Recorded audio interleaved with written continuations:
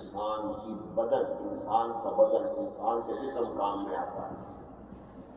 کچھ اعمال ایسے ہیں جن میں صرف انسان کا مال خرچ ہوتا ہے، اور کچھ اعمال شریعت میں ایسے ہیں کہ جہاں انسان کی جسمانی مشقت بھی ہوتی ہے اور مال بھی خرچ کرنا پڑتا ہے۔ چنانچہ نماز کا عمل جو ہے یہ جسمانی بدنی عمل ہے، اس کو ہم کہتے ہیں بدنی عمل، کہ آپ نے وضو کیا، اللہ کے آگے کھڑے ہو گئے، جھکے، سجدے میں گئے، تو نماز جو ہے وہ خالصتاً ایک بدنی عمل ہے۔ زکوٰۃ خالصتاً ایک مالی عمل ہے کہ آپ نے مال اللہ کے راستے میں خرچ کر دیا، تو اس کو کہا جاتا ہے کہ یہ بدنی عمل ہے۔ روزے کے اندر بھی زیادہ کیفیت بدنی عمل کی ہے، لیکن حج ایک ایسا عمل ہے شریعت کا جس میں مال بھی خرچ کرنا پڑتا ہے، جسمانی مشقت بھی اٹھانی پڑتی ہے۔ تو حج کا عمل دونوں چیزوں سے مرکب ہے۔ آپ کو یاد ہوگا ایک وقت ایک دفعہ میں نے یہ بات عرض کی تھی کہ ہم سب جو کچھ نماز میں پڑھتے ہیں اس کا ترجمہ ہمیں کم از کم آنا چاہیے۔ مثلا آپ سبحانک اللہم پڑھتے ہیں تو پتہ چلے سبحانک اللہم کا ترجمہ کیا ہے، وبحمدک وتبارک اسمک وتعالی جدک ولا الہ غیرک، کیا ترجمہ ہے؟ اعوذ باللہ پڑھتے ہیں، کیا ترجمہ ہے؟ بسم اللہ پڑھتے ہیں، کیا ترجمہ ہے؟ سورہ فاتحہ تلاوت کرتے ہیں، کیا ترجمہ ہے؟ اور وہ صورتیں جو انسان نماز میں تلاوت کرتا ہے اس کو پتہ ہے میں سورہ فلق پڑھتا ہوں، سورہ ناس پڑھتا ہوں، سورہ اخلاص پڑھتا ہوں، سورہ کافرون پڑھ لیتا ہوں، سورہ فیل پڑھ لیتا ہوں، سورہ عصر پڑھ لیتا ہوں، سورہ قدر، جو صورتیں وہ بھی تلاوت کرتا ہے تو ان کا ترجمہ بھی کم از کم ہمیں آنا چاہیے۔ اسی طرح آپ نماز میں تشہد پڑھتے ہیں، تحیات، اس کو کہتے ہیں تشہد، عام طور پر تشہد کہتے ہیں، نہیں وہ تلفظ غلط ہے، اس کا لفظ ہے تشہد، جیسے تکلف میں وہی لفظ ہے، تا کاف لام فا، تو اس کو تکلف کہتے ہیں، اسی کے وزن پہ تشہد بھی ہے۔ اور تشہد کے معنی کیا ہے؟ گواہی دینا، تو ہمیں تشہد کا ترجمہ بھی آنا چاہیے۔ درود شریف پڑھتے ہیں اللہم صلی علی محمد وعلی آل محمد کما صلیت، کا ترجمہ آنا چاہیے۔ نماز کی دعا پڑھتے ہیں رب اجعلنی مقیم الصلاۃ، یا اللہم انی ظلمت نفسی، حدیث میں یہ دعا بھی مذکور ہے، اللہم انی ظلمت نفسی ظلما کثیرا ولا یغفر الذنوب الا انت فاغفر لی مغفرۃ انک انت الغفور الرحیم۔ اس دعا کا ترجمہ کیا ہے؟ تو یہ سب چیزیں ہمیں پتہ ہونی چاہیے۔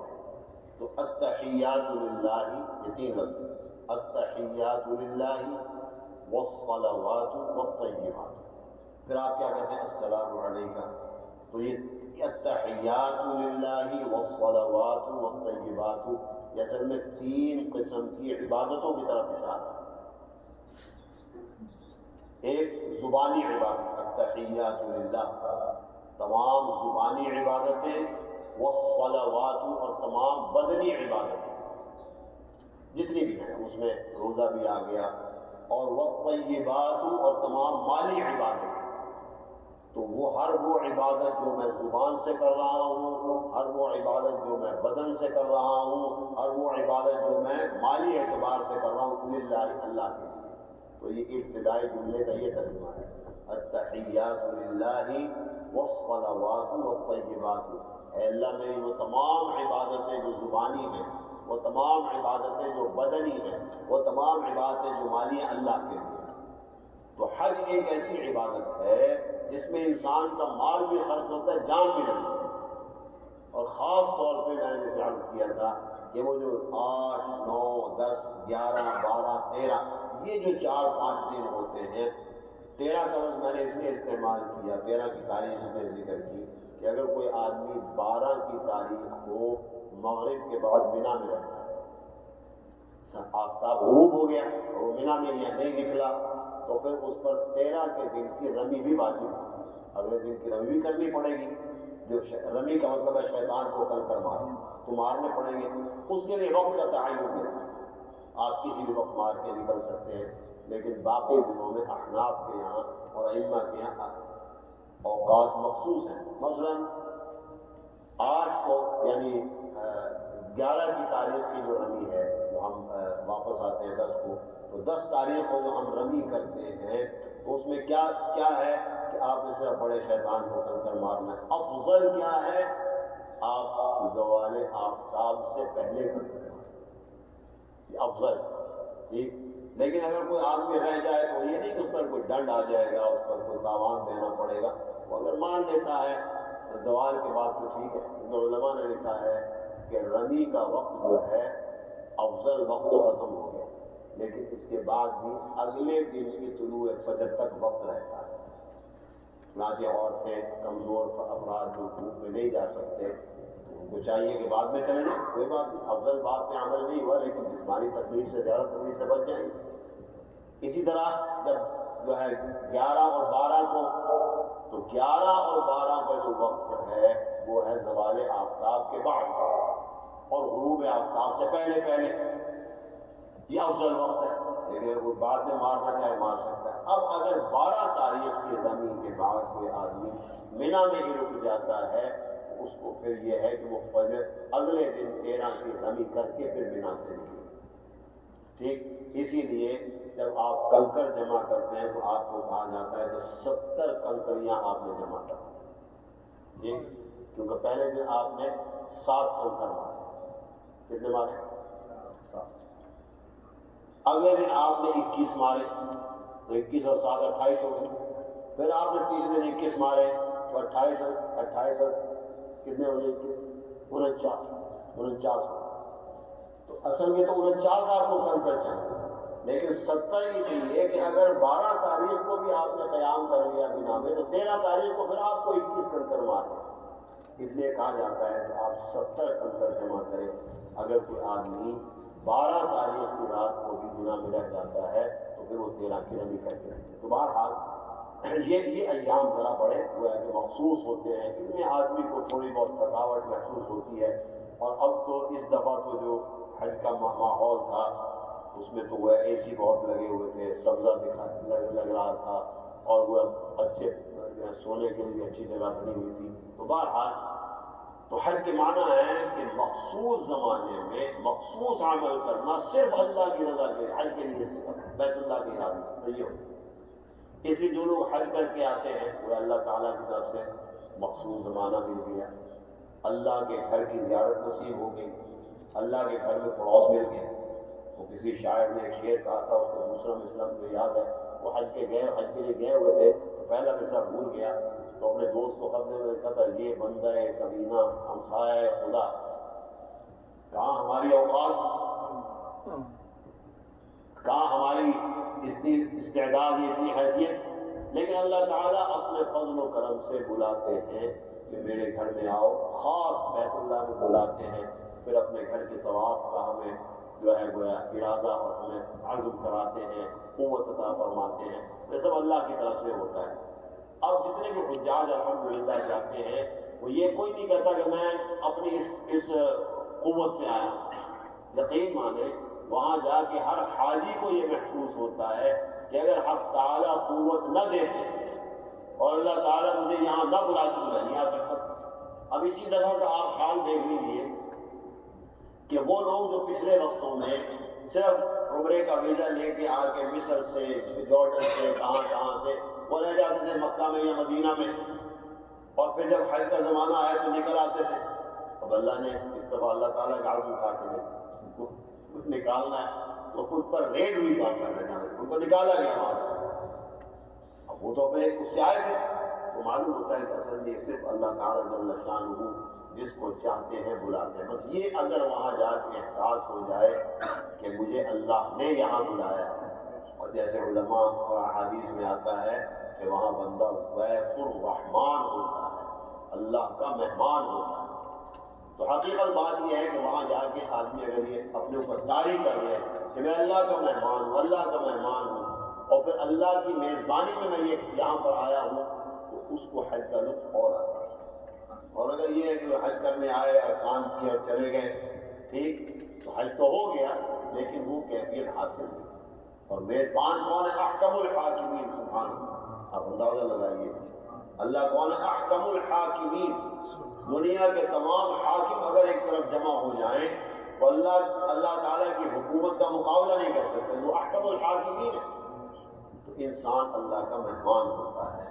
اس لیے جب آدمی وہاں سے واپس آئے اب اصل میں میرا اور آپ کا بہت بڑا امتحان شروع ہو جاتا ہے کہ مجھے اللہ نے اپنی مہمانی عطا فرمائی، اپنے گھر میں بلایا، نماز کی توفیق دی، طواف کی توفیق دی، اب میں وہاں سے واپس آنے کے بعد اس میزبان کے احکامات پر چلتا ہوں یا نہیں چلتا؟ اصل تو اب امتحان شروع ہوا اطاعت کا، کہ وہاں تو ہم نے بلا لیا، اب تمہارا امتحان شروع ہے کہ تم کتنی میری اطاعت کرتے ہو، دیکھو میں نے تمہیں کتنے بڑے اعزاز سے نوازا ہے، اب اس اعزاز کا دفاع کرنا ہمارا فرض ہے۔ چنانچہ اللہ تعالیٰ سے ہمیں دعا کرنی چاہیے کہ اللہ اب ہم نمازوں کی پابندی بھی کریں، تلاوت کی پابندی بھی کریں، حقوق اللہ کو بھی ادا کریں، حقوق العباد کو بھی ادا کریں، ہم ہمارے طرز عمل سے، ہماری گفتگو سے، ہمارے اخلاق سے کسی کو زیادتی نہ ہو جائے، کوئی تکلیف نہ پہنچے، یہ سب چیزیں ہمارے اوپر آنی چاہیے۔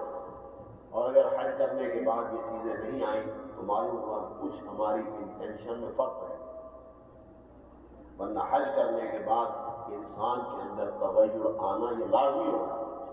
تو اللہ تعالیٰ سے دعا ہے کہ جو لوگ اس سال حج کے لیے گئے تھے اللہ ان کے حجوں کو مقبول و مبرور فرمائے، اور ہم یہ دعا یہ بھی کرتے ہیں، وہاں بھی کر کی تھی کہ اس کے اثرات صرف ہم تک، لوگوں تک محدود نہ رہ جائیں جو حج پر گئے، بلکہ اللہ پوری امت کو اس کے ثمرات عطا فرمائے۔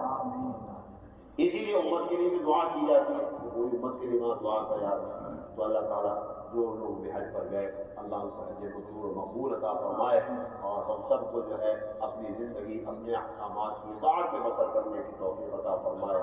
جو ہمارے اندر کمزوریاں ہیں، کوتاہیاں ہیں، اللہ تعالیٰ جل شانہ ان کمیوں کوتاہیوں کو ہماری جو ہے ہمارے اندر سے نکال کر وہ کمال عطا فرما دے، وہ قوت عطا فرما دے کہ جس کے ذریعے سے ہم اللہ کے بندے بن کر، جو عباد الرحمان کہا گیا وہ بندے ہم بن کے دنیا میں رہے۔ اللہ مجھے اور آپ کو عمل کی توفیق عطا فرمائے۔ تو ہمارے پاس ہمارے بھائی ارشد صاحب بھی ہیں، ہمارے ڈاکٹر سلمان صاحب بھی ہیں، آپ بھی میرے حج پہ تشریف لے گئے تھے، تو کوئی اگر آپ میں سے کچھ بات کہنا چاہتا ہے حج کے متعلق کہ اس کا کیا ایکسپیرینس رہا اور کیسے اس نے حج کے ان ایام کو پایا، آپ کہہ سکتے ہیں۔ آپ کچھ کہنا چاہتے ہیں؟ آپ فرما گئے اور نہیں کوئی بات کہنا چاہیں تو آپ کہہ سکتے ہیں۔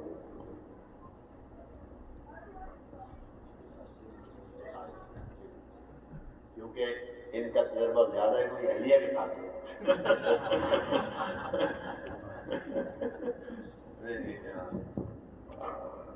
میں یہ کہہ سکتا ہوں کہ یہ بہت بڑی سعادت ہے، اور جس کو اللہ بناتا ہے وہی کرتا ہے۔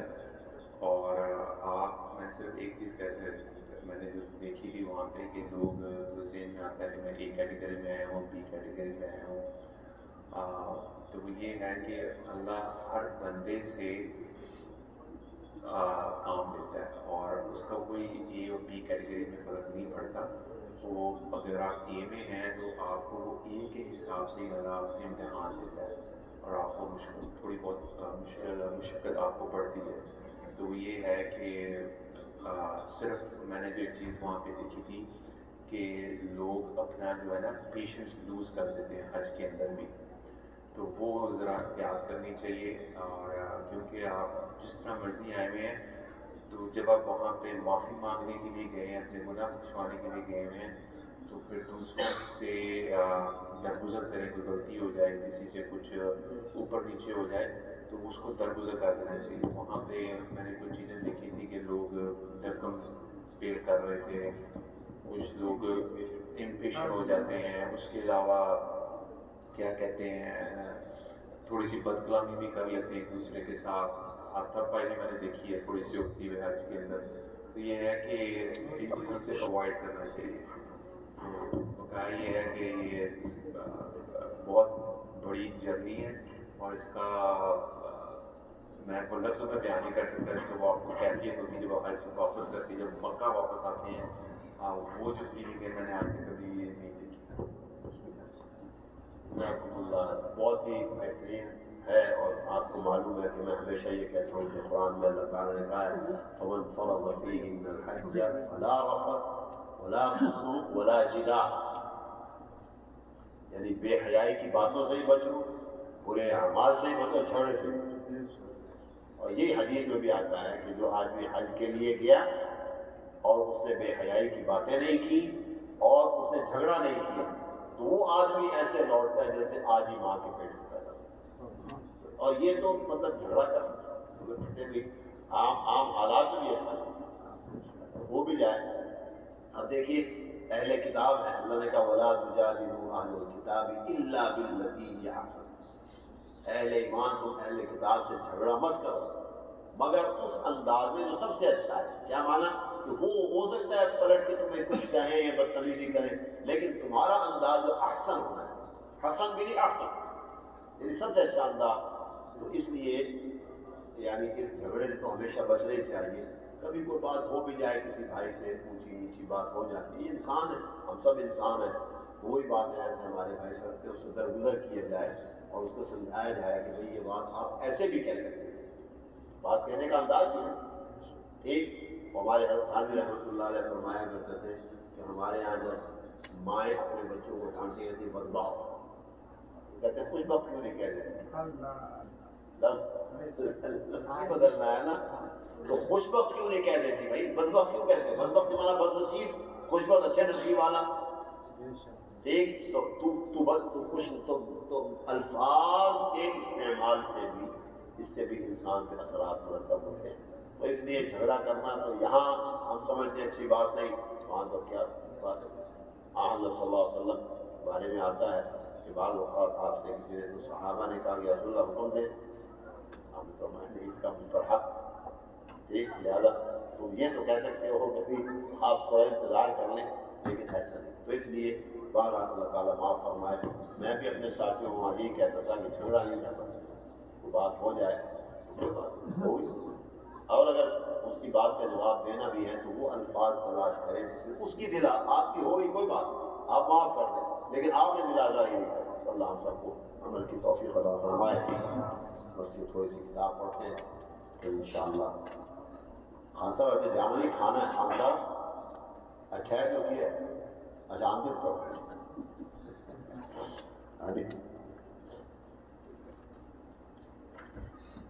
بسم اللہ الرحمن الرحیم۔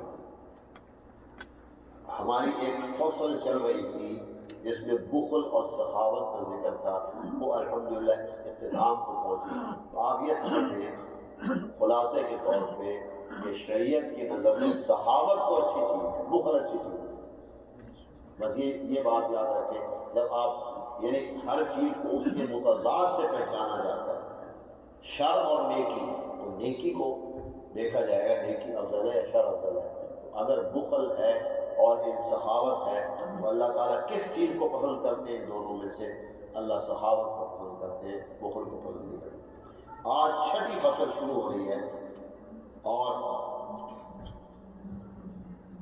چھٹی فصل کا عنوان ہے رعونت اور شہرت اور جاہ کی محبت کرنا۔ تین چیزوں کا بیان ہوگا کہ رعونت اچھی چیز ہے یا نہیں، شہرت انسان کو حاصل کرنے کے لیے کام کرنے چاہیے، کس لیے کرنے چاہیے، جاہ یعنی مرتبے کی محبت یہ انسان کے دل میں ہوتی ہے، اس لیے کہتے ہیں۔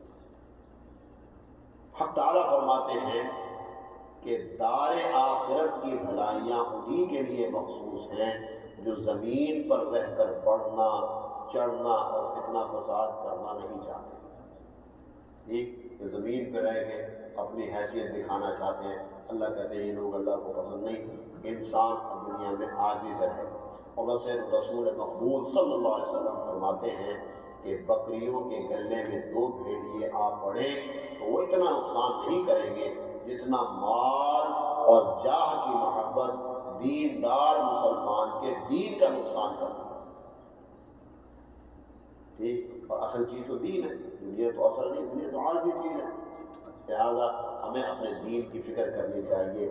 اس لیے مال کی اور مال و مرتبہ بری چیز نہیں، لیکن شریعت مال و مرتبے کی محبت کو برا کہتی ہے۔ یا ایھا الذین آمنوا لا تلہکم اموالکم ولا اولادکم عن ذکر اللہ، تو مال بری چیز نہیں، اولاد بری چیز نہیں، لیکن اگر یہ مال و اولاد اللہ کے ذکر سے غفلت میں ڈالنے لگے تو پھر وہاں منع ہے۔ خوب سمجھ لو کہ رعونت اور حب جاہ پوری بلا ہے، ان سے قلب میں نفاق پیدا ہو جاتا ہے۔ حقیقت میں وہ لوگ بڑے آرام میں ہیں جن کو کوئی جانتا بھی نہیں، پریشان حال، غبار آلودہ، کہ نہ لوگ ان کو پاس بٹھانا پسند کرتے ہیں، نہ عمراء ان کو اپنی کوٹھی بنگلوں میں گھسنے کی اجازت دیتے ہیں، اگر وہ نکاح کرنا چاہیں تو کوئی ان کو لڑکی دینا پسند نہیں کرتا، پھٹے پرانے کپڑے پہنے اور ذلت و مسکنت کی حالت میں پڑے ہوئے ہیں۔ انہی میں ایسے بندے بھی ہوتے ہیں، اب یہ بات سننے کی ہے، انہی میں ایسے بندے بھی ہوتے ہیں کہ اگر کسی بات پر اللہ کی قسم کھا لے تو حق تعالیٰ ان کی خاطر اس کو پورا فرماتا ہے۔ الفاظ حدیث کے یہ ہیں کہ بعض لوگ دنیا میں ایسے تمہیں ملیں گے، بڑا گندہ حال ہے، غبار آلود ان کے بدن اور جسم ہے، تم دیکھو تو ظاہری طور پر ان سے نفرت کرو گے، لیکن اللہ کے وہ بندے اتنے مقرب ہوتے ہیں کہ اگر وہ بات قسم کھا کر کہہ دیں کہ اللہ کی قسم ایسا ہوگا تو اللہ تعالیٰ اس کو پورا فرما دیتے ہیں۔ یاد رکھو کہ جہاں انسان کی شہرت ہوئی اور اس کو مسند عزت کی جگہ بیٹھنا اور لوگوں کے آگے چلنا پسند آ گیا، جو خود ہی لوگ آگے کر رہے ہیں، یہی کہ نہیں وہ کہتا ہاں میں ہوں ہی آگے ہونے کے قابل، اپنے دل میں اس کی بڑائی آ گئی تو فرمایا سمجھ لو کہ بس تباہی آ گئی۔ خدا کے بندے اپنے آپ کو بہت چھپاتے ہیں، البتہ بلا طلب و بلا خواہش، اگر حق تعالیٰ ہی ان کو ظاہر فرما دے تو اب ان کو چھپانا مناسب نہیں رہتا۔ دیکھو انبیاء علیہ السلام، خلفائے راشدین اور اکثر اولیاء کی دنیا میں شہرت ہوئی ہے، مگر ان میں سے کسی نے بھی اپنی شہرت کی آرزو یا خواہش نہیں کی، بلکہ محض حق تعالیٰ کی اطاعت کی کہ اس نے جس حال میں بھی رکھا اس پر راضی ہو گئے۔ اس لیے نہ تکبر پیدا ہوا اور نہ حب جاہ پیدا ہوئی، کیونکہ حب جاہ اس کا نام ہے کہ اپنی شہرت کی خود خواہش ذات کرے، اور ظاہر ہے کہ اس سے رعونت پیدا ہو جاتی ہے۔ حق تعالیٰ محفوظ رکھے۔ بہرحال چونکہ اچھے اخلاق کا حاصل کرنا یہ تو اللہ تعالیٰ پسند فرماتے ہیں، برے اخلاق کو اللہ پسند نہیں فرماتے، تو رعونت سے انسان کو بچنا چاہیے، ہمیشہ عاجزی، پیار و محبت سے لوگوں میں رہے، اور اگر کسی کی زبان سے کوئی برا کلمہ سن لے تو اللہ کی رضا کی خاطر اس کو معاف کر دے۔ چنانچہ میں نے ایک واقعہ سنا، ایک صاحب کسی عالم کے بڑے سخت خلاف تھے، تو اب موقع کی تلاش میں رہتا تھا کس طرح ان کو تنگ کرنا ہے۔ تو ایک موقع پر جب کہ ایک بڑا اجتماع ہو رہا تھا، انہیں تقریر وغیرہ کی، اب وہ تو ان کو بڑا سخت مخالف تھا، تو اس نے کھڑے ہو کر اس کو کہا کہ مولانا مجھے معلوم ہوا ہے کہ آپ غلط الزنا ٹھیک، آپ کی والدہ نے والعیاذ باللہ حرام کام کیا تھا، اس سے پیدا ہوا، کتنی بڑی بات ہے۔ اور بعض لوگ ہوتے ہیں جو بہت عقیدت مند ہوتے ہیں، منہ توڑ دیں اس کا، مار دیں۔ تو آپ نے فرمایا کہ بھائی آپ کو غلط فہمی ہوئی ہے، میرے والدہ کے نکاح کے گواہ اب بھی، یہ جواب۔ اس نے کتنی بڑی گالی دی ایک طریقے سے، لیکن کوئی رعونت کو غصہ پیدا نہیں ہوا، بس کہا کہ آپ کو غلط فہمی ہوئی ہے، الحمدللہ میرے والدین کا جب نکاح ہوا اس نکاح کے گواہ آج بھی موجود، تو میں حرام کر رہی مطلب یہ۔ تو بعض اوقات انسان کو ایسی باتیں کہی جاتی ہیں، تو ہمیں بھی چاہیے اللہ تعالیٰ مجھے بھی توفیق عطا فرمائے، ہمیں ہمارے تحمل آ جائے، تحمل، اور تحمل کا مطلب غلط بات کا برداشت کرنا نہیں ہے، بلکہ میری ذات سے متعلق جو بات ہے اس کو میں برداشت کروں، مجھے وہ غصہ دلا رہا ہے میں ٹھنڈا رہوں۔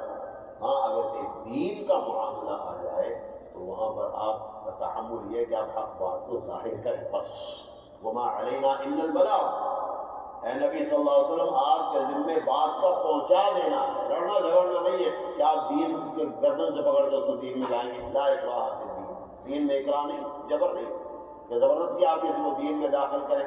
البتہ جب دین میں داخل ہو گئے اب احکامات دین پر عمل کرنا ضروری ہے، تو اللہ مجھے اور آپ کو عمل کی توفیق عطا فرمائے۔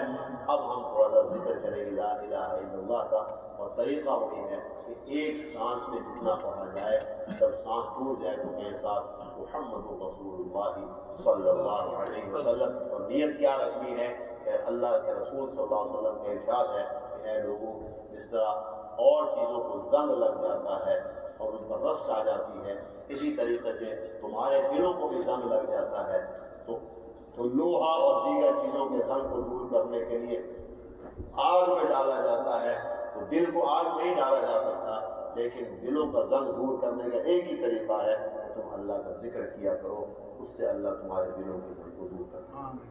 تو 100 دفعہ کریں گے انشاءاللہ۔ لا الہ الا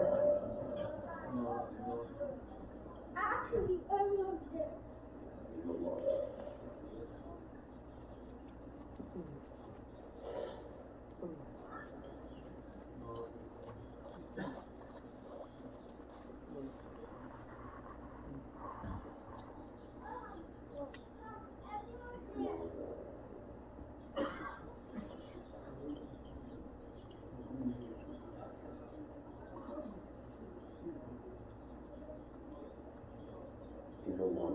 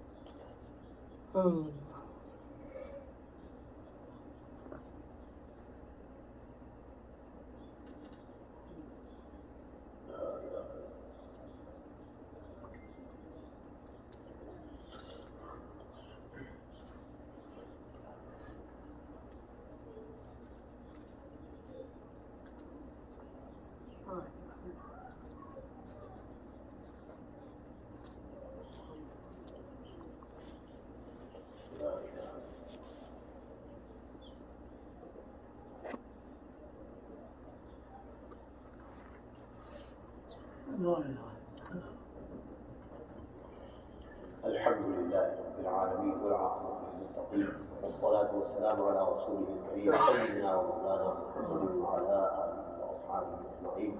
اللهم إنا نسألك الصحة والعفة والأمانة وحسن الخلق والرضا بالقدر. اللهم إنا نسألك علما نافعا وعملا متقبلا ورزقا طيبا واسعا وشفاء من كل داء. اللهم إنا نسألك حبك وحب من يحبك وحب عمل يقربنا إلى حبك. اللهم عذب الكفرة وألق في قلوبهم الرعب. اللهم عذب الكفرة وألق في قلوبهم الرعب. اللهم عذب الكفرة وألق في قلوبهم الرعب وخالف بين كلمتهم وزلزل أقدامهم وشتت شملهم ومزق جمعهم ودمر ديارهم وأهلك أموالهم وأنزل عليهم رجزك وعذابك وبأسك الذي لا ترده عن القوم المجرمين. دعا فرمائیں جتنے ہمارے عزیز و اقارب رشتہ دار، کسی کے ماں باپ دونوں یا دونوں میں سے ایک، یا ہمارا کوئی دوست، ہمارا کوئی بھائی، ہمارے اساتذہ، ہمارا ملنے جلنے والا دنیا سے چلے گئے، اللہ سب کی مغفرت فرمائے، سب کی قبروں کو جنت کے باغات میں تبدیل فرمائے، اور دعا فرمائے جب تک ہم زندہ ہیں اللہ تعالی ہم سب کو دین اسلام پر استقامت عطا فرمائے، اور دین کے احکامات پر چلنا ہمارے لیے آسان فرمائے، اور ہم اس پر عمل کی توفیق عطا فرمائے۔ اللہ تعالیٰ تعالی شان جتنے ہمارے مسلمان بھائی بہن بیمار ہیں سب کو شفا کاملہ عاجلہ نصیب فرمائے۔ ہمارے بھائی انیس صدیقی صاحب کے بھائی ہیں شفیق صدیقی صاحب بیمار ہیں، اللہ تعالیٰ کو شفا کاملہ عاجلہ عطا فرمائے۔ ہمارے یہاں کو پتہ ہوگا بچہ ابو بکر نماز کے لیے آتا تھا، اس کا بھی دل کا آپریشن ہوا ہے، دعا فرمائے اللہ اس کو صحت کاملہ عاجلہ عطا فرمائے۔ اور بھی ہمارے مسلمان بھائی بہن بیمار ہیں، ہمارے عبدالعزیز صاحب بیچارے بیمار ہیں، ان کی کچھ آپریشن یہاں ہوا تھا، دعا فرمائے اللہ ان کو صحت کاملہ عاجلہ عطا فرمائے۔ اور ہمارے بھائی عابد صاحب کی کوئی دوست تھے، ان کی اہلیہ فوت ہو گئی تھی، اللہ تعالیٰ ان کو جنت میں جگہ عطا فرمائے۔ ہمارے بھائی اظہر ہے، ان کے سسر صاحب بھی نماز دعا فرمائے، اللہ ان کو صحت، اللہ ان کو صحت کامل عاجل نصیب فرمائے، اللہ ہم سب کو صحت والی زندگی عطا فرمائے۔ جناب رسول اللہ صلی اللہ علیہ وسلم کی دعا ہے، میں کبھی کبھی نماز دعا پڑھتا ہوں بلکہ اکثر پڑھتا ہوں، اللہم انی اسألک الصحۃ، اے اللہ میں آپ سے تندرستی مانگتا ہوں اور تندرستی بھی کامل مانگتا ہوں۔ الصحۃ کا مطلب صرف الصحہ میں جو الف لام ہے اس کا مطلب کامل، یا اللہ میں آپ سے کامل تندرستی مانگتا ہوں، والعفت پاک دامنی مانگتا ہوں، حسن اخلاق مانگتا ہوں، امانت داری مانگتا ہوں، اور اللہ میں آپ سے یہ بھی مانگتا ہوں کہ جتنے بھی فیصلے آپ میرے حق میں فرمائیں وہ پر راضی رکھیں۔ اللہم انی اسألک الصحۃ والعفت والامانۃ وحسن الخلق، اچھے اخلاق مانگتا ہوں، ورضا بالقدر۔ اللہم انک عفو کریم تحب العفو فاعف عنا یا غفور۔ اللہم اغفر لأمة محمد صلی اللہ علیہ وسلم، اللہم ارحم أمة محمد صلی اللہ علیہ وسلم، اللہم تجاوز عن أمة محمد صلی اللہ علیہ وسلم، وصلی اللہ تعالی علی خیر خلقہ سیدنا مولانا محمد وعلی آلہ وأصحابہ اجمعین۔ اب نیچے انشاءاللہ کھانا موجود ہے۔